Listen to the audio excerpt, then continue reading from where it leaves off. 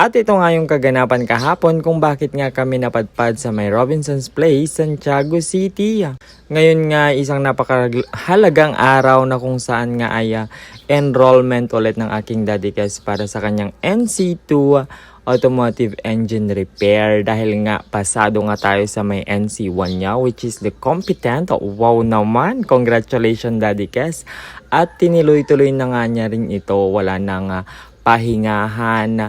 Ito na yon para sa future.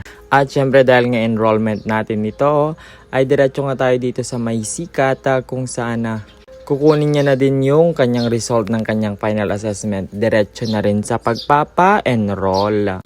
As usual nga, napakarami na namang nating gagawin dahil may mga pirma-pirma pa dyan or whatever. Meron din tayong mga gagawing iba. Kaya dito lang ako, support sa may gilid. Taga-video nga sa kanya habang siya pagod na.